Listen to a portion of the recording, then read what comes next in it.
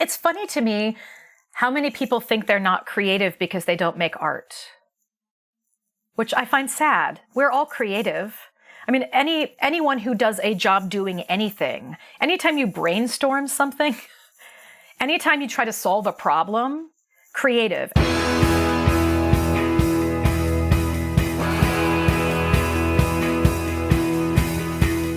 Welcome to The One You Feed.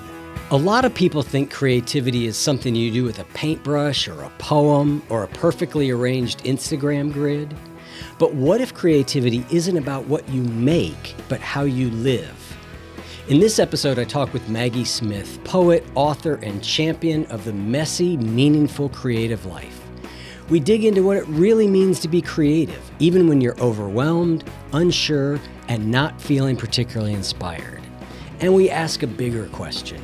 How do we keep creating when the world is so loud and we're so tired? This is one of those conversations that doesn't just give you advice, it gives you permission. I'm Eric Zimmer, and this is The One You Feed. Hi, Maggie. Welcome to the show. It's good to be back. It sure is. It's nice to see you again. We're here to discuss your latest book, which is called Dear Writer, Pep Talks and Practical Advice for the Creative Life. And we're going to get into all of that in a moment. But we will start in the way that we always do, which is with the parable. And in the parable, there's a grandparent who's talking with their grandchild. And they say, in life, there are two wolves inside of us that are always at battle. One is a good wolf, which represents things like kindness and bravery and love. And the other is a bad wolf, which represents things like greed and hatred and fear. And the grandchild stops, thinks about it for a second, looks up at their grandparent and says, well, which one wins? And the grandparent says, the one you feed. So I'd like to start off by asking you what that parable means to you in your life and in the work that you do. I love that I've gotten to answer this question more than once. And I have to keep coming up with a different response for what it means to me, Eric. I've been thinking a lot lately about intuition, which is maybe like sort of a woo-woo concept. But I've been thinking a lot more about it and like the way that we can listen to that sort of voice inside ourselves that tells us what is true and good that we should be perhaps pursuing. And then there's probably another little voice inside of ourselves that says, yeah, but this might be more lucrative, or this might be an easier path, or this would be less of a hassle. And so I've been thinking about those two wolves in a kind of intuitive sense these days, which is how do I tune into that inner voice inside me and ask it, like, what is true and good that I should be pursuing right now, and what can I let fall away? Because as we get busier and as the news cycle gets more insane, right? I mean, there's so many little hooks in the world that are grabbing at us and competing for our time and attention. And so being able to kind of, I don't know, tune in to that like kinder, more, just clearer frequency, and just know what to do with oneself on a daily basis seems essential right now. So that's what it kind of brings up in me at this particular time. Yeah, I think about that question of intuition a lot and about the inner voices and knowing which ones you want to listen to and trust and follow and which ones you want to let go. And I think that in many ways, this path of becoming more in touch with who we are and living a better and more meaningful life is just primarily about hearing those things and sorting them out.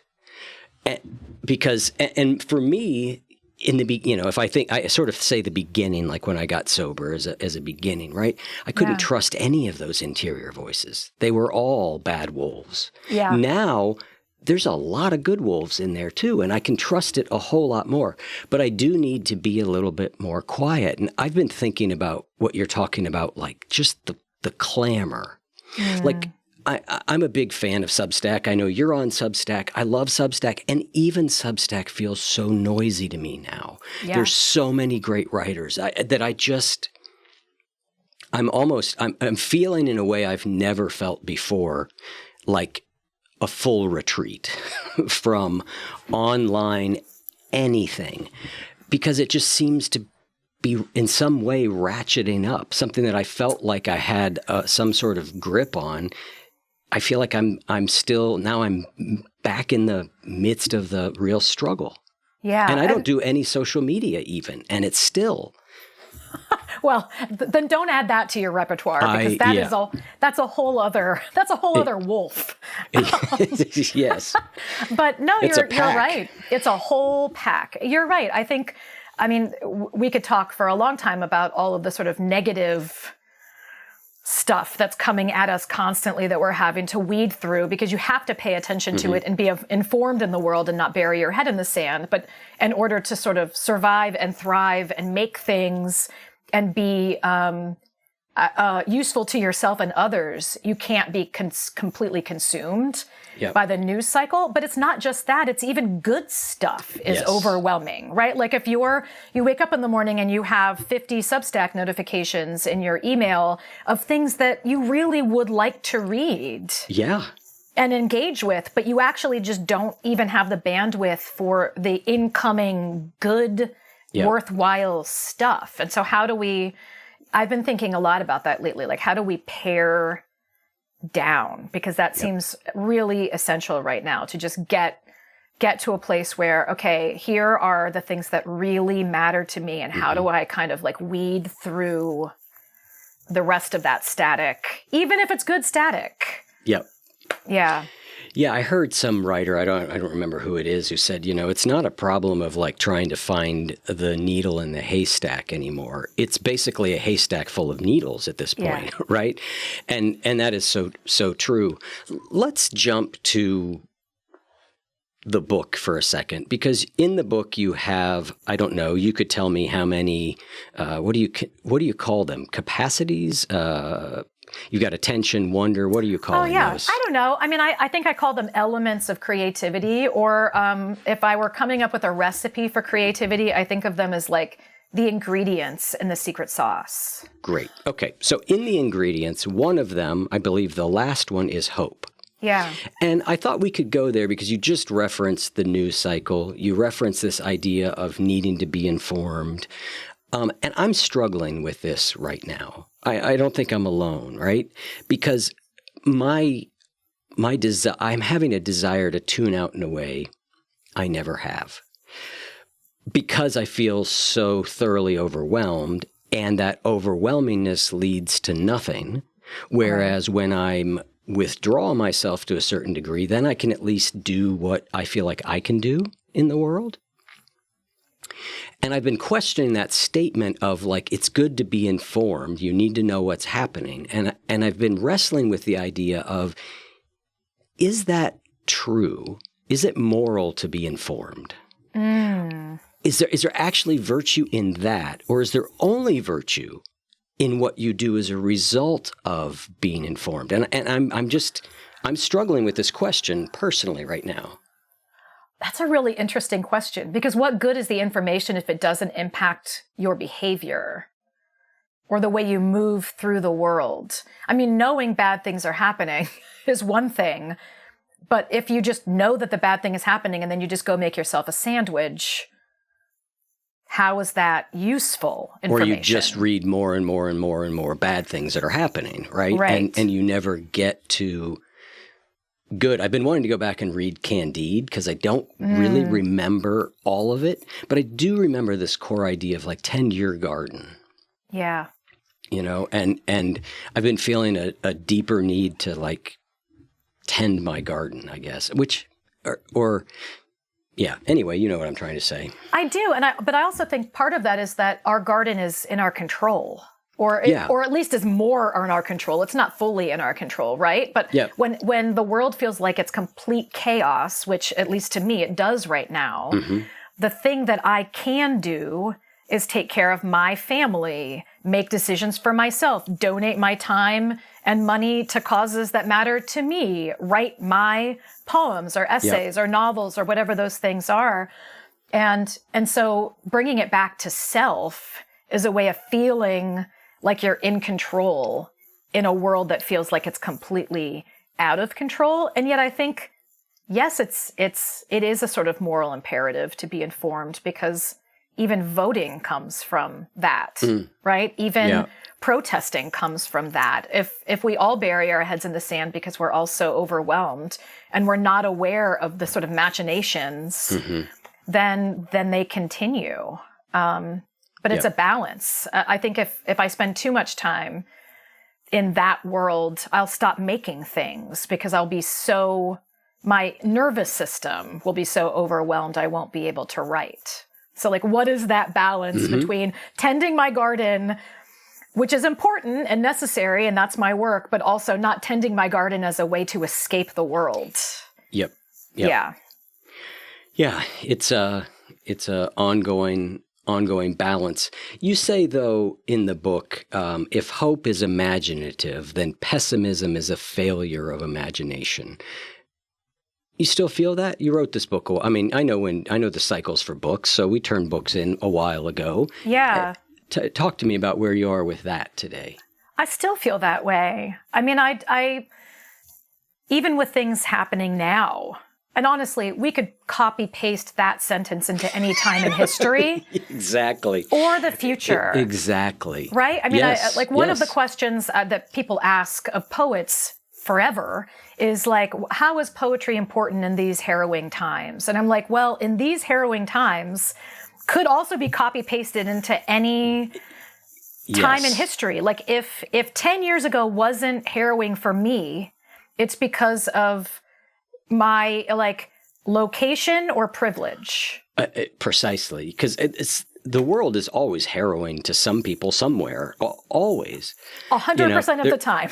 There's this Buddhist story that I love about a woman who's chased by a tiger, and she comes to an end of the cliff, and she sees a sturdy vine, and she climbs partway down, and it describes, she says, there's tigers above, there's tigers below, mice come out and start, gnawing at the vine. And I'm like, that's life in perpetuity always. Yeah, tigers above, tigers below. Yep. That's the shorthand for that. So it's no different now, really. I mean, does it feel a little different? Sure. But we have lived through difficult times. We are going to live through difficult times, and we keep making art. Yep. And if that's not a hopeful endeavor, I don't know what is.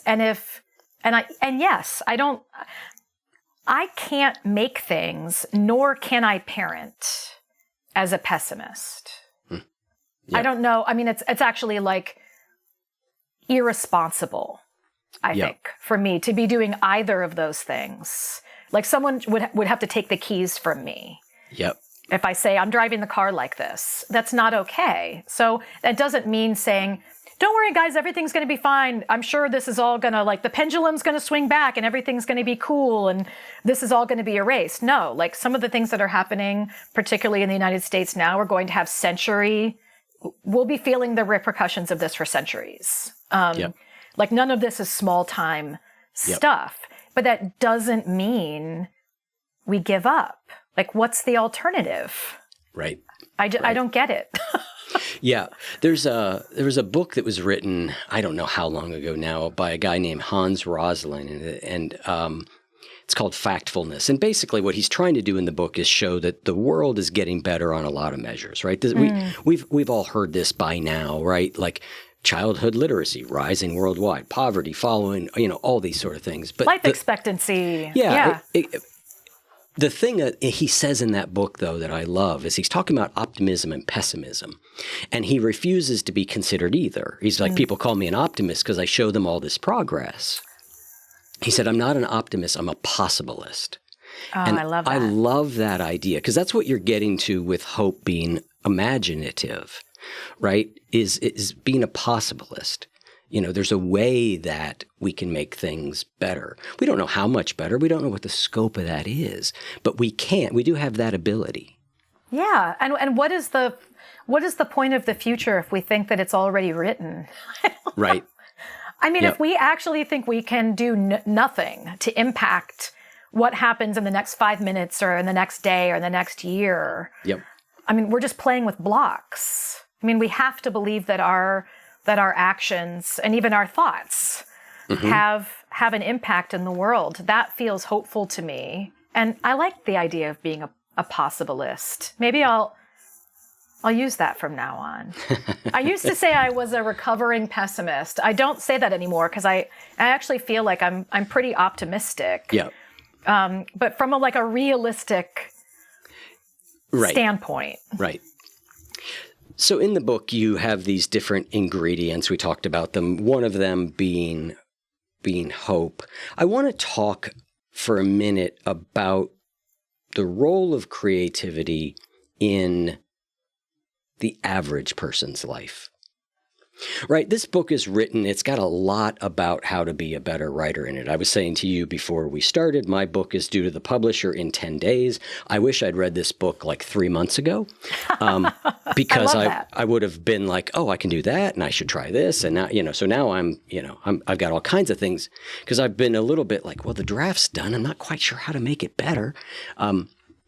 So as a book about writing, it's outstanding in that. And I know that's a big thing to you, teaching writing, teaching craft. Some of our listeners are going to be writers. And so they're hearing this and I'm hoping they will go get the book because it's great in that way. But I want to broaden creativity out from just people who would be considering themselves a writer or an artist. Talk to me about the role of creativity in just life. Yeah, it's funny to me how many people think they're not creative because they don't make art, which I find sad. We're all creative. I mean, anyone who does a job doing anything, anytime you brainstorm something, anytime you try to solve a problem, creative. Anytime my son has soccer practice on one side of town and my daughter has work on the other side of town, it requires creativity. I'm not even being facetious. I think in our daily lives, every relationship we start or end, every time we change our minds about something, every conversation we have with someone that is unscripted, like this one, I don't know what you're going to offer me and you don't know what I'm going to offer you back. This is creative time that we're spending together. So it's something that I feel kind of evangelical about, frankly, that we are all creative people. And even if you think you're not, you're just wrong, actually. Yeah.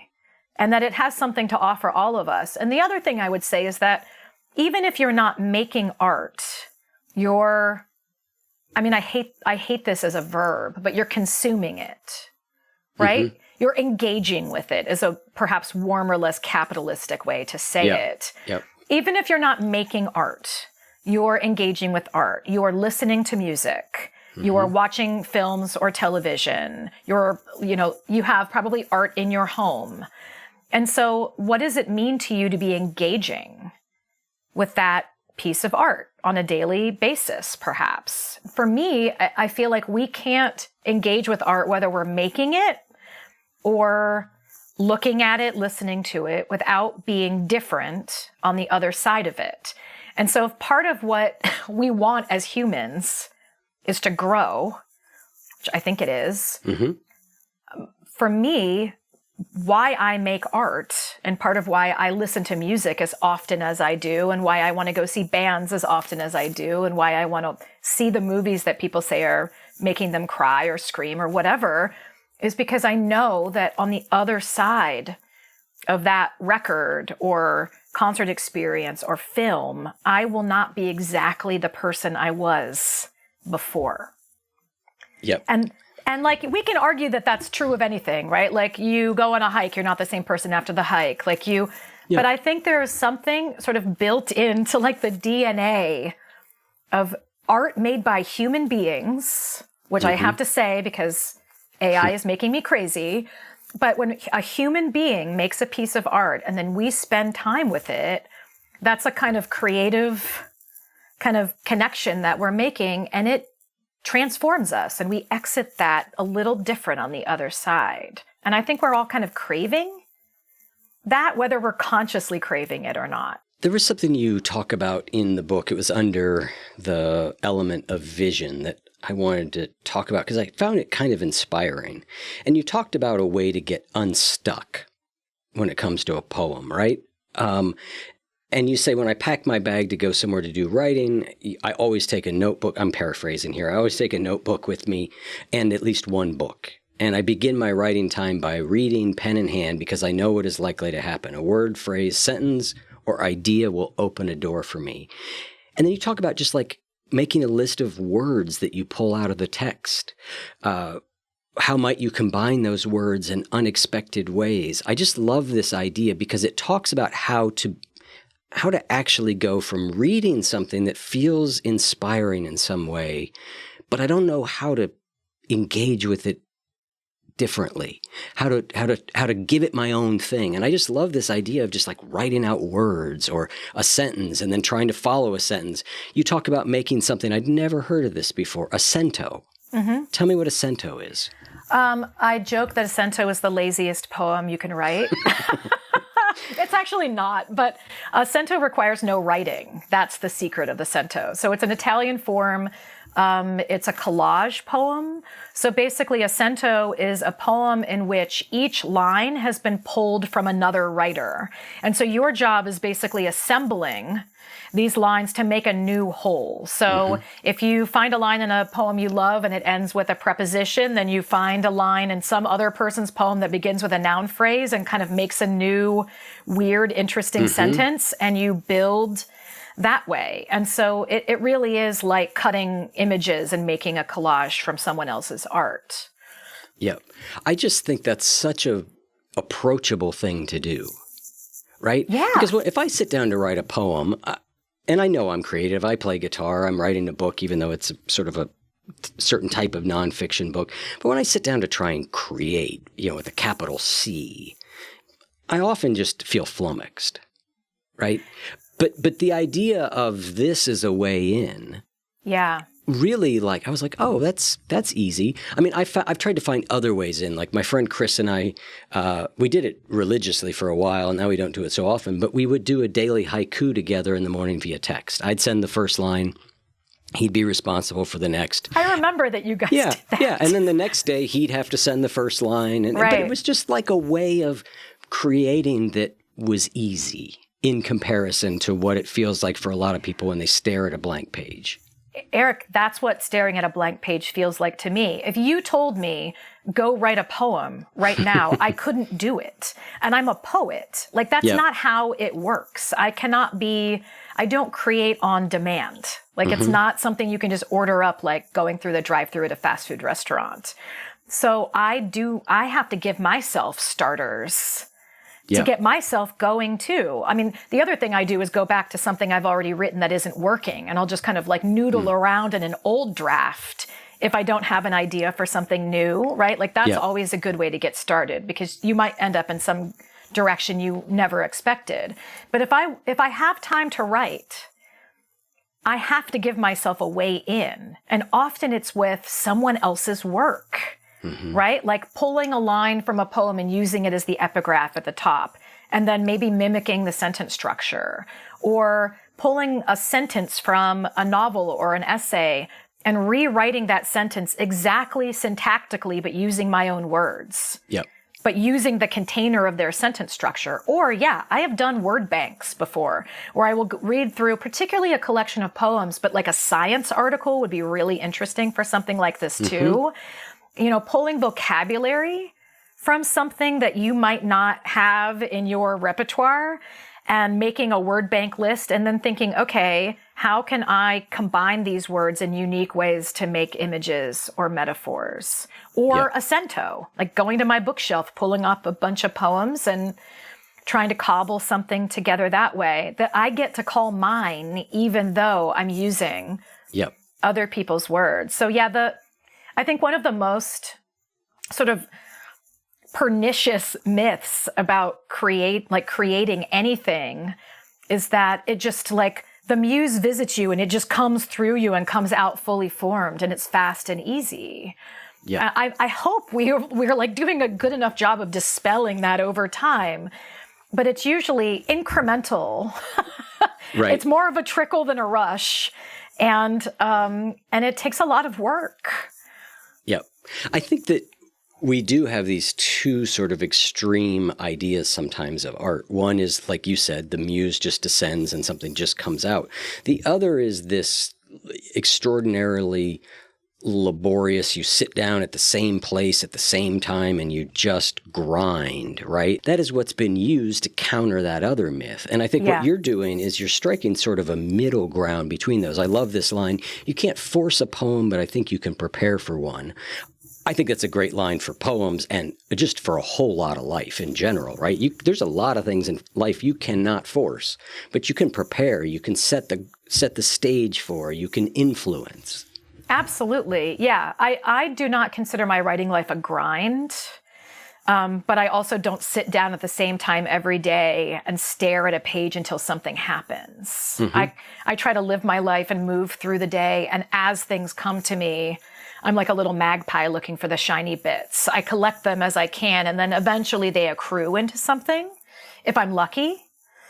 But that's that kind of like setting the table, right? Mm-hmm. Like if I haven't set the table, there's a less likely chance that the thing's going to show up ready to go. And so preparing the table for me can look like a lot of different things, but it certainly doesn't look like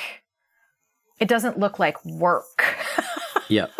In the way that we think. And it also doesn't look like being struck by lightning and having something come through me. It looks like getting an idea, writing it down, and then maybe coming back to it in a week when some other idea wants to Velcro itself to the side of that idea. Yep. You're very realistic, though, in the book, because you mentioned, like, as a working writer, sometimes you're on deadline, right? And you sit down and you just kind of, that's how I felt with this book, right? It's like I got the book deal and I had a year. And I was like, okay, if I don't want to end up in a mad rush at the end, which apparently always happens no matter what you do. It's true. I just kind of made myself sort of write and follow a schedule. But in another creative endeavor for me, like guitar, it follows no shape like that, right? It's far more just able to be what it is. But I also do I set the stage often enough by sitting down with a guitar. Yeah. Well, this is why I was saying I like to go away and kind of give myself retreats when I really have to write. Yeah. Whether I'm on deadline or not, there's something for me about getting out of my my home office, out of the place where my laundry and dishes need to be done, right? Out of the place where my kids are asking for a ride someplace. Yep. If I can get out of my daily life, sometimes that even just means going to a coffee shop for a few hours where I'm not reachable and I can't do chores, frankly. But if I can go to a cabin in the woods for 4 days, something happens and it almost feels like turning on a faucet and things just happen. And it's like, I think I've been doing that long enough that like sort of intuitively my mind knows that when I get into that environment, it's writing time. Yeah. It's like if you have good sleep hygiene and you go to bed, if you're doing it right, your body is like, oh, it's sleep time, right? Yep. Like this is what we do before sleep, and now I'm prepared for it. I actually don't think that writing or making things is that different. You can kind of give yourself cues. And for me, being among trees happens to be one of my mental cues for time to get some stuff done. We've talked about this before, I believe, when you were on the show, but we talked about this idea of seeing the world as a poet. And I mentioned why I love to read good poetry, because I feel like it teaches me how to look differently than I normally look, right? You call it poet's eyes and say that, we all have them, particularly as children. But you also talk about how there's both a loss and a gift in being a writer. Share more about that, because I resonate with that a lot.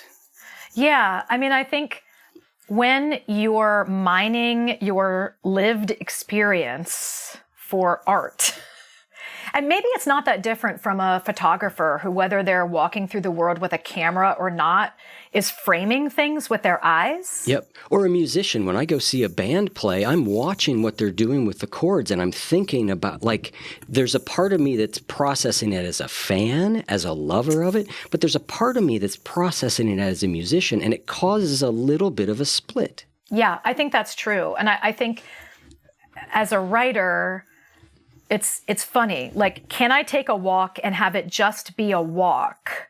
Or is it a walk in which I'm also mining that walk for imagery, sensory detail, metaphor? And it's sort of, I mean, I say in the book, it's sort of a loss and a gift that I'm always, there's a part of me that is always standing a little bit outside of the present moment because I'm grasping for language, a framework, a container, a way in. Like, I'm looking for the door into the piece of writing about the thing that I'm experiencing in the moment. So it's like when you hear people say, oh, I have like present tense nostalgia, you know, like I'm kind of like missing this moment as it's happening because it's so good. I'm already sad about this beautiful experience because I know it's going to end. I feel like there's a kind of a bit of that where if I'm kind of meta processing, Yep. as a writer, I'm not able to just fully surrender to the lived experience in the moment. And it sounds like you have that happen too. I do. Certainly with music, but in general, I think. Yeah. And I have to work on it within myself that I don't constantly think, as you're saying, that every moment is supposed to produce something out of it. That's so important. Because then all of a sudden life becomes all about instrumentality, right? Like versus life. And I think, I just think, like you said, it's a loss and a gift. And so for me, anything that's that sort of double-edged sword, and lots of things in life are, I just have to kind of pay attention to how I'm holding the sword a lot in order to not, slice myself into 1,000 pieces. I think that's really smart. I love the way you put that. I remember my mom asking me once, I told her about some great day I'd had with the kids, like just at Hocking Hills or at the zoo or just, some just really joyful day of just spending the day together. And she said, oh, you should write about that. Probably because she was thinking all of your poems are so melancholy, right? Like, that's so uncomplicated and accessible. You should write about that. And I remember being on the phone with her and saying, I don't need to write about it. I just enjoyed living it. So I know the difference. Yep. Like, I know that I can go to like an amusement park with my kids and I'm not like, what's the roller coaster a metaphor for? Like, I know I'm able to pull myself out of that. Yep. But it's like a trap I can fall into, and I'm very susceptible to it. Like, my kid says something interesting and I'm like, ooh. And I think they can see it happening. Uh-huh. Like, when I kind of leave the present moment and they can kind of see this, like, oh, she's in art mode right now. Right, like, she's going, like, the writer, mom just left the chat and the writer has entered the chat. Yep. They probably also really like it too, though, because they feel like they've helped create something or they've said something interesting. I hope so. Yeah. Yeah, I mean, I don't know. I guess we'll see. Like, who knows what one's legacy will be with their children, but yeah, we'll see. One of the other things that happens when it comes to creativity for people, whether on any level, is that you are able to see how you may not be, quote unquote, very good at it. Right? And again, I don't think this ever actually goes away for anyone. No. But you talk about being an amateur, and I did not know this until I read it, that the root of amateur in Latin means to love. And that is so beautiful. Yeah. I'm a total word nerd, so my kids get really annoyed when they say something. I'm like, do you know the Latin root of that is this and it means this? They hate it. But I look up words and I want to know their origins all the time because it actually changes the way I think about the concept. So to know that amateur, the root of amateur is to love, I think we use that word as a kind of, we either use it as a self-deprecating term or we use it as a criticism of others if we're being unkind. That's amateurish, right? Yep. But if we think of it about it as like an amateur is not somebody who's not good at something, which is I think how we use it a lot. But an amateur is someone who's doing something out of the love for the thing rather than trying to professionalize perhaps the thing. It actually speaks to what we were just talking about, like experiencing versus mining everything as material.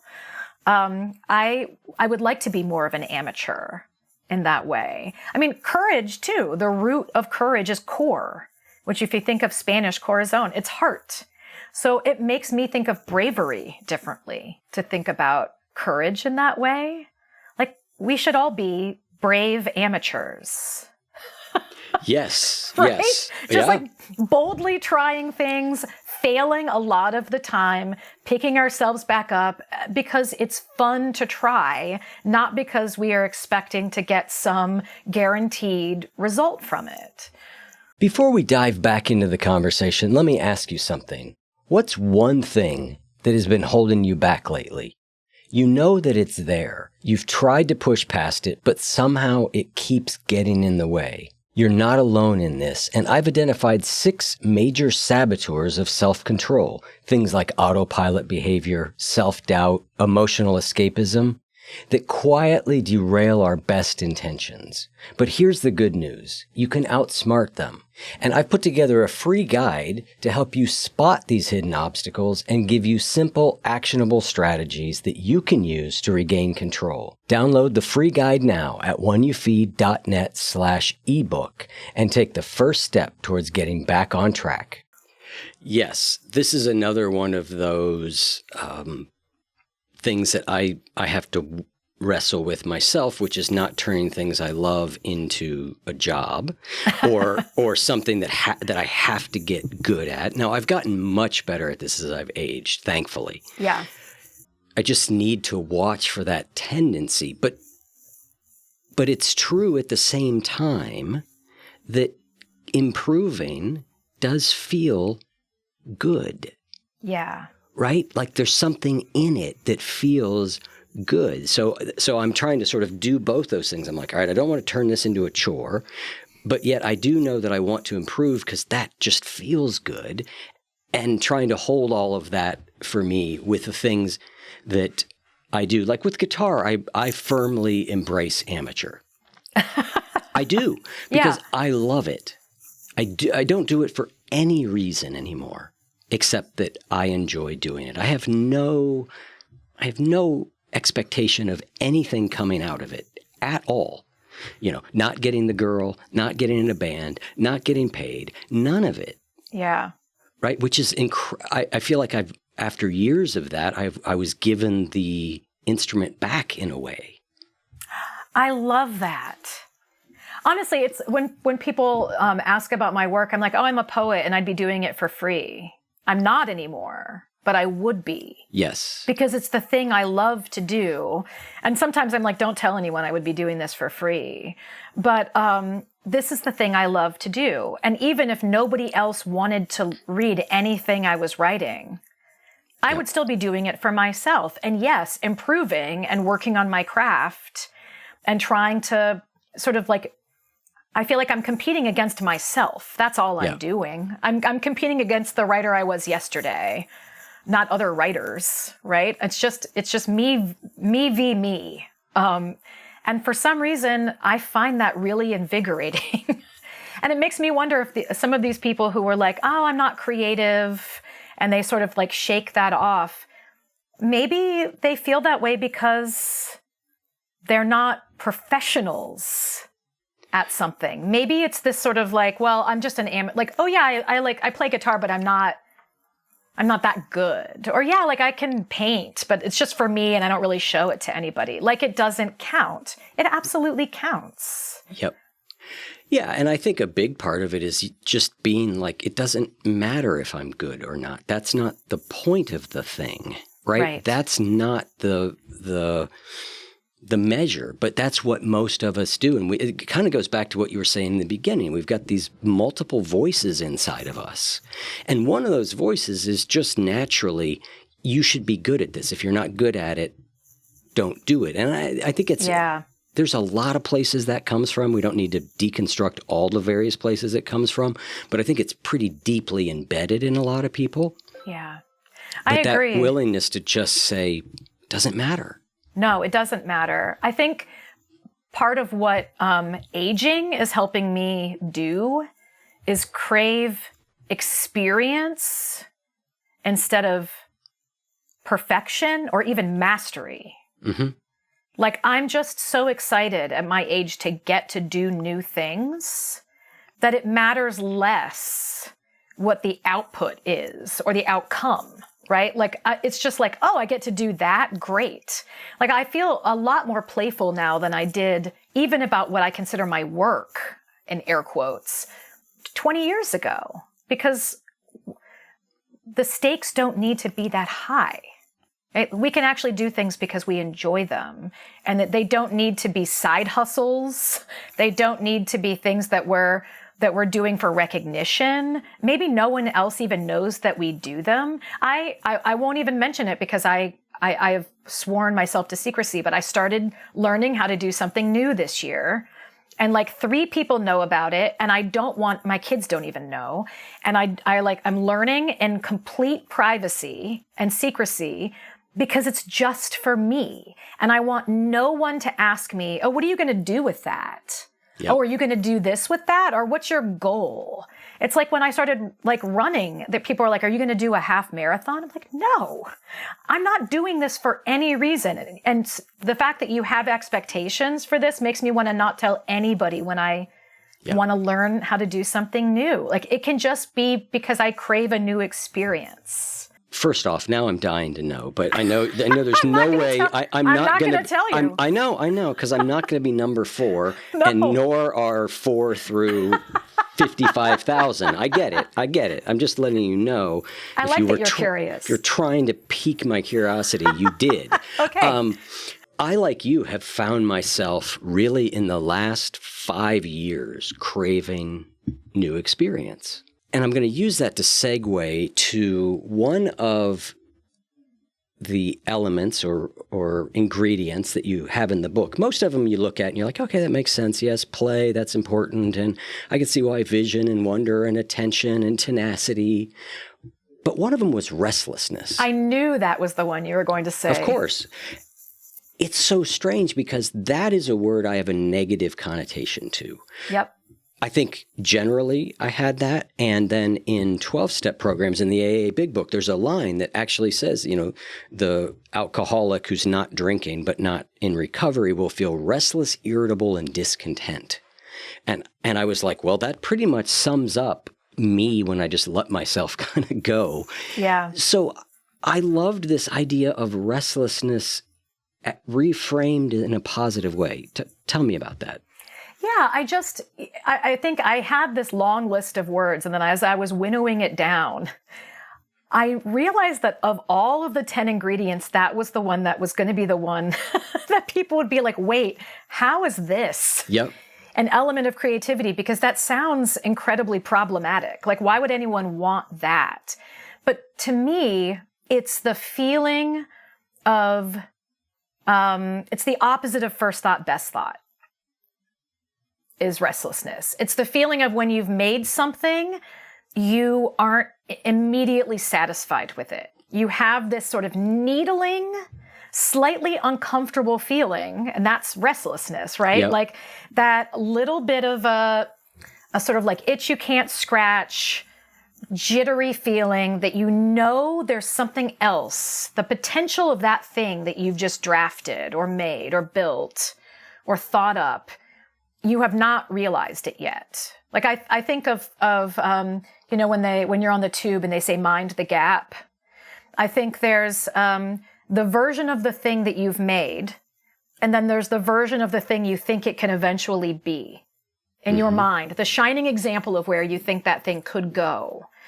And there's a gap between the thing you've built right? The book you're working on and the book you hope it will be when it's done and published. The painting you've been toiling over and the painting you can see in your mind's eye.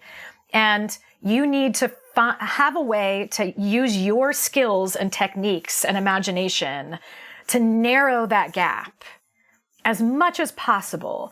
I don't think it ever closes.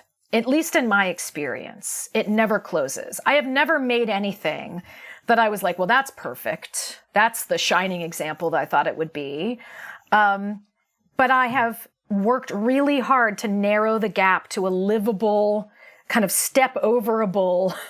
No one's going to fall into that crevice down and just be like lost forever space. And restlessness, that kind of goading on of the self to do better, try harder, push yourself a little further, take a bigger risk, get weirder with something, that's what helps you narrow that gap, I think. It's not being complacent. It's the opposite of complacency. And how do you work with that in a way that doesn't turn into perfectionism or constantly believing that what you do isn't good? Like, again, we've been talking about double-edged swords, right? I feel like this could be another one. Yeah, it can be. I think there's less a risk of creating terrible things if you push yourself a little harder than if you think that your first draft is great. I mean, I think, yeah. You know, I tell my students all the time never made anything worse. A lack of time definitely has. Like, I have rushed and done things that I know if I had more time, it would have been a better fill in the blank, whatever that thing was, you know? And I think, can you overdo it? Can you over revise something? Yes, you absolutely can. Like, it's a balance. Yep. You can, I mean, I say all the time, if I had known my poem Good Bones would go viral, I never would have finished it. Yep. Because it wouldn't have ever, in my mind, been ready for millions of eyeballs.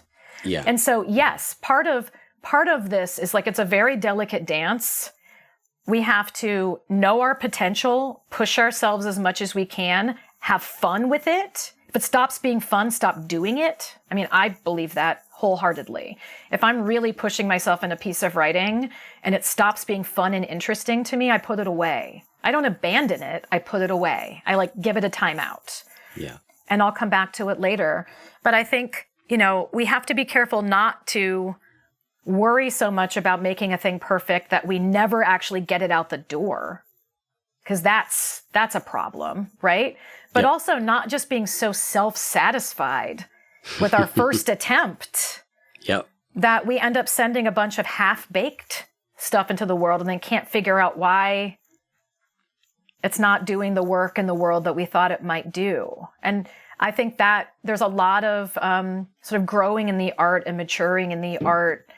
I don't know that I knew this when I was 20, right? But Yep. I think we find the balance between doing our best and also understanding that we're just human beings. Yep. And that if I gave the same materials to a different writer, they would come up with a totally different poem than the one that I had written. And maybe one I would even enjoy more than the one I had written, or that readers might enjoy more than the one I had written. But that's not my poem. So it's like a little bit like, well, I got to stay in my lane and again, like tend my own garden. Like that's my territory. Yeah, I am right in the thorns of this because I'm in revising the book. Now, when listeners hear this, I'll probably already have turned the book into the publisher, which again is not the end, but it's a big milestone. Yeah. I'm 10 days away from that, so I'm fully in revision, restlessness, and I have already made one part of the book. I already made one part of the book worse by my desire, my insistence that I'm going to improve it. And wait, luckily, but how do you know that? I'm so curious. Well, because the two people that I let read it said, I think that this is, I was trying to infuse a little more emotionality. And I think I infused a certain degree of melodrama instead. Got it. And so a couple people said, I'm not sure. And when I went back and looked at it, I was like, I think you're probably right. However, what I will say is that in that process, so I shouldn't say I made it worse, because I actually made it better. It was better than where it started. Yeah. So I was here, and then I shot way over here. Past the target. We do this all the time. And then I cut a few of those things out, and then I had a better target. So I guess that statement was inaccurate, because I did improve it. Well, and you brought up something important, too, which is having outside counsel. Yeah. And I think, you know, the sort of myth of the artist who works alone is another thing, right? Yeah. I mean, I still send my poems to the same person I've been sending my poems to since I was 22 years old. And she sends her poems to me. And I don't take every bit of advice she gives, and she doesn't take every bit of advice that I give. But I think it's another sort of important thing is that none of us, we don't live in a vacuum. We don't create in a vacuum. And so inviting other people in as we're comfortable to our process, like those trusted people, we can just like, hey, would you take a look at this and tell me, like, am I way off base, or do you understand, or do you have questions? Are you curious about things? Are there other things you would like to know? If you have people who you can do that with, I think that's what a gift. Yeah. I always read the acknowledgments in books. And the reason I read them is because it does shatter that myth of the individual artist. For sure. You just read. I mean, sometimes I end up being like, how do people have this many great people in their life? And then I end up feeling bad about myself. I'm so lonely. Exactly. I couldn't get anybody to read this damn thing. But seriously, you just realize, like, even a book that is somewhat at least parts of it are a solitary endeavor, you're by yourself writing, is ultimately a collaborative process. And I think that's beautiful to see. And that's why I do it, because it reminds me of that. And it reminds me that what I sit down and come up with, I can just go, okay, this is like, because I can look at it objectively and be like, this is not yet good. Yeah. Like, I don't think that's being hard on myself. I think that's just objective. And I don't quite yet know how to make it better. But I can get other people involved who can help me with that. And one of yours is about connection. And so this is one way of thinking about connection, the other people in our communities that can support us. But you talk about connecting in some other ways, some other aspects of connection. You want to talk about that for a second? Well, I mean, speaking of the solitary artist, I don't think any of us create alone, do we? I mean, everything that you have written in your book is because of experiences you have had, conversations you have had with other people, other books you've read, teachers and mentors who have guided you. I mean, and the same for me. It's like when I sit down to write, even if I'm writing about my own experience, literally by myself, I'm not. Yes. Because I'm having a conversation with me 5 years ago. I'm having a conversation with me as a child. I'm having a conversation with the books that I read that kind of paved the way or gave me permission to structure my book in this way or to tell this kind of vulnerable story. I have my mentors and my teachers sitting on my shoulders whispering like, no, don't say it like that. Say it like this. In my ear. And if I'm lucky, I have other people to bounce things off of. So I think whenever we're making things, even if those things aren't art, even if those things are relationships or opportunities or whatever it is in our lives, none of that is happening in a disconnected way. And I mean, I know you enough to know you absolutely agree with that. Like, yeah. I think it's great to remember it, though.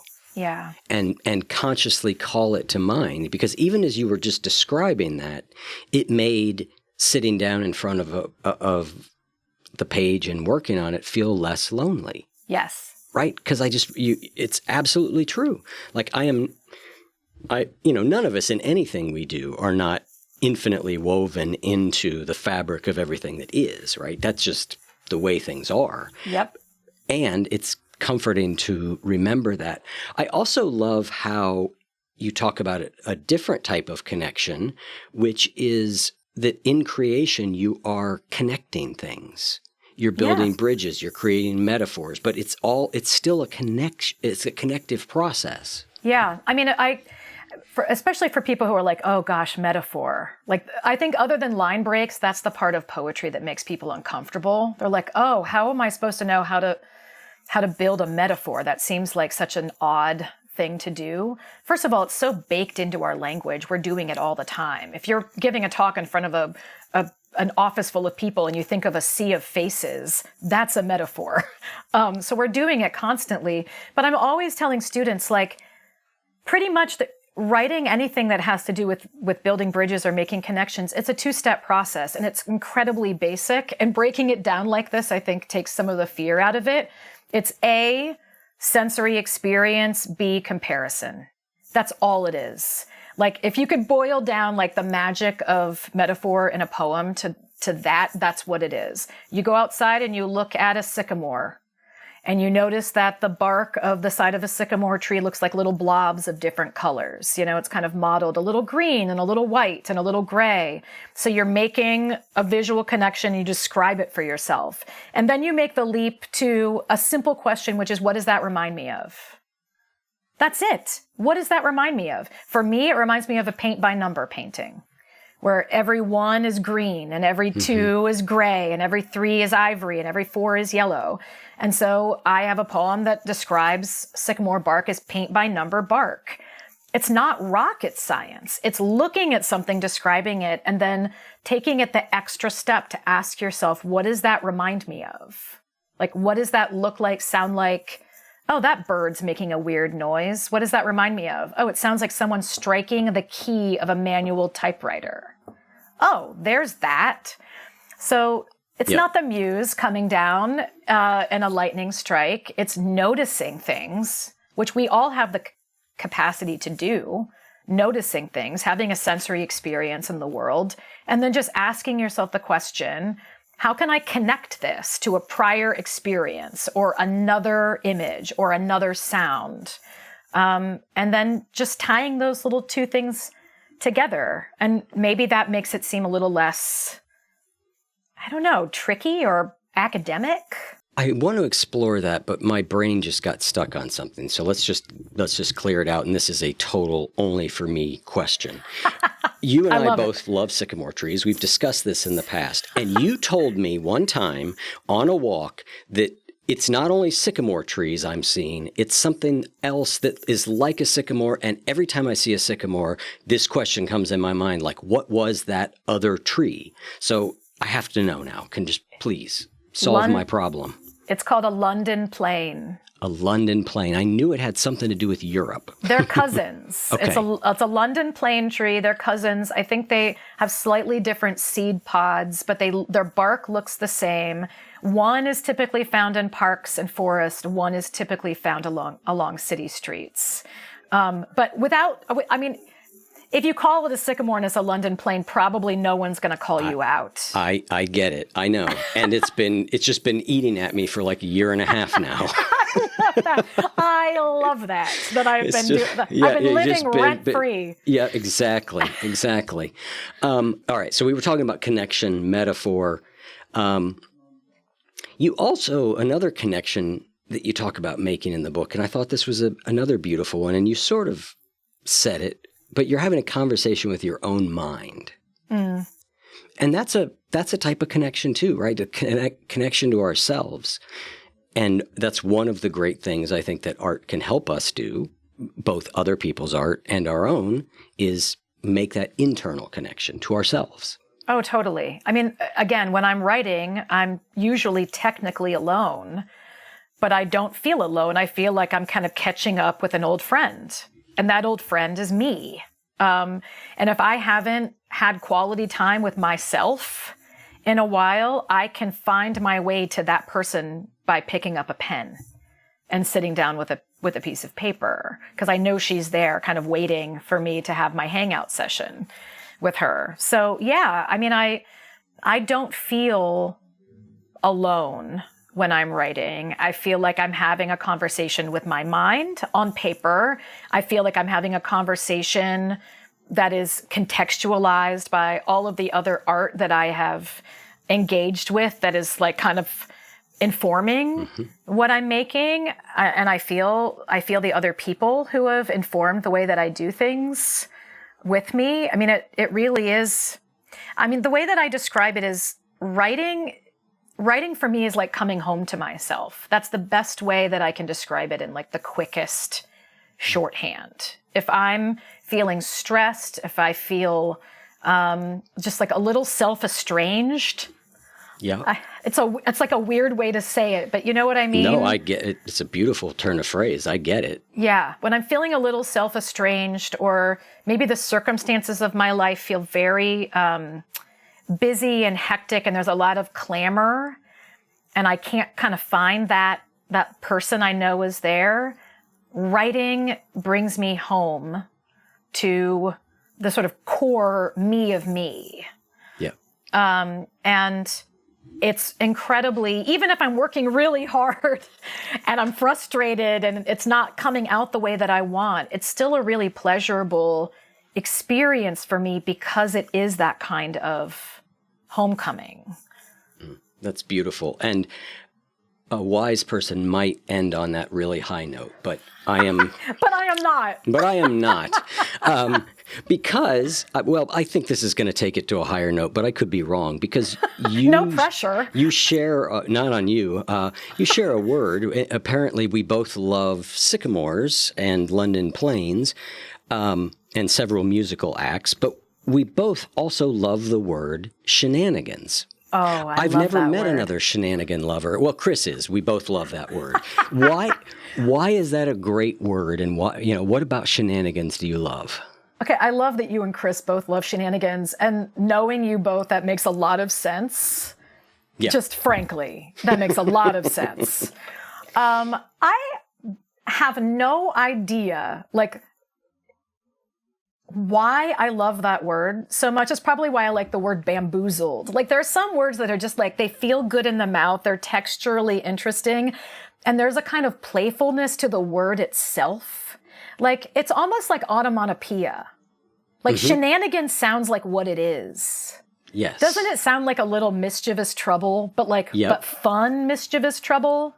Yes. Like, it sounds like what it is, like buzz for a bee, shenanigans. Yeah. And maybe it's, I don't know, maybe it's like growing up in a family that was, mostly Irish and full of shenanigans. But yeah, I love that word. Eric, I love words, so. Before we wrap up, I want you to think about this. Have you ever ended the day feeling like your choices didn't quite match the person you wanted to be? Maybe it was autopilot mode or self-doubt that made it harder to stick to your goals. And that's exactly why I created the 6 Saboteurs of Self-Control.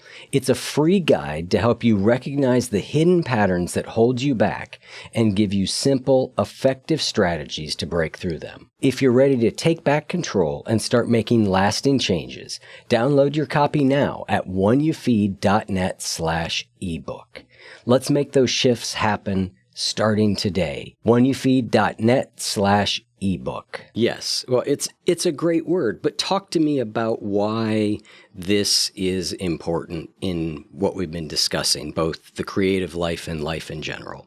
Yeah, play, right? I mean, just loosening your white-knuckled grip on what you're doing.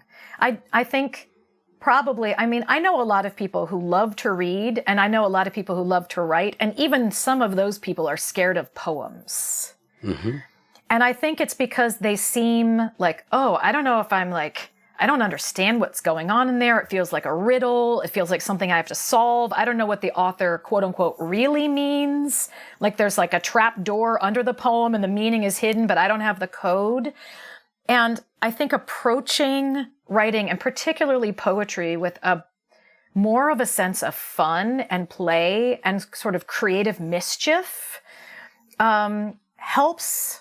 It helps make the act more fun, but I think from the outside, I think it helps readers engage with the work in a different way. Like if you come to a poem the way you come to a song, wouldn't that be better? Like when we're listening to the records we love or seeing a band that we love, you're not thinking, oh, what does that deep sea diver song mean?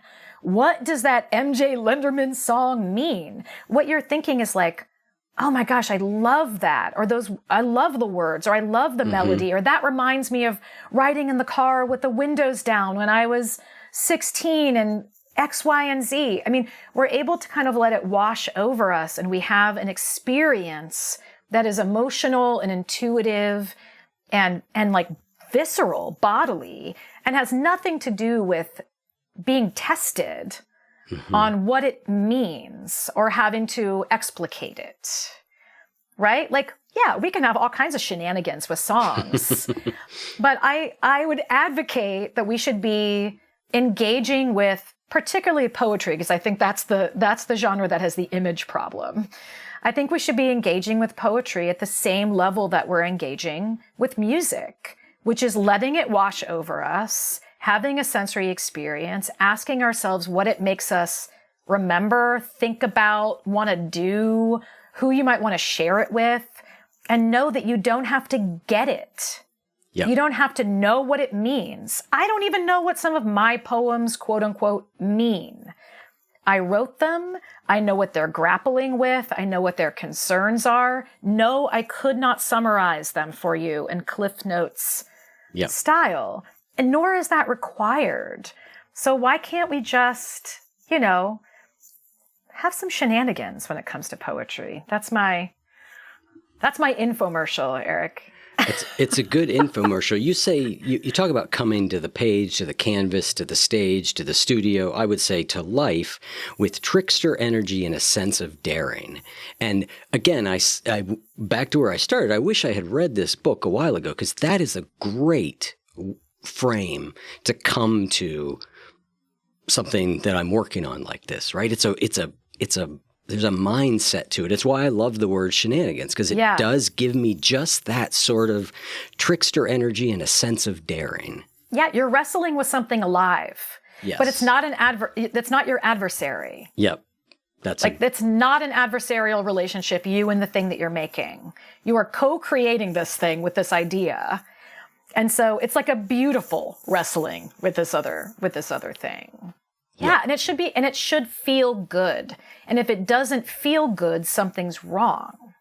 I think that, and hard work can feel good. I don't mean it should feel easy. That's not at all what I mean. Yes. It doesn't necessarily have to feel easy, but it should feel invigorating. Yep. Yeah.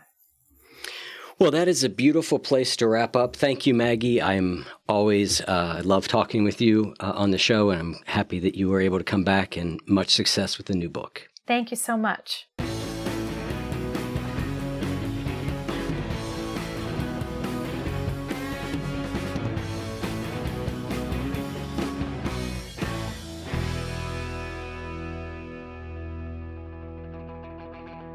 If what you just heard was helpful to you, please consider making a monthly donation to support the One You Feed podcast. When you join our membership community with this monthly pledge, you get lots of exclusive members-only benefits.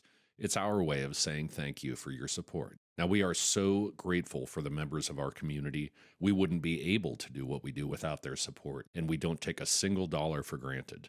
To learn more, make a donation at any level, and become a member of the One You Feed community, go to oneyoufeed.net/join. The One You Feed podcast would like to sincerely thank our sponsors for supporting the show.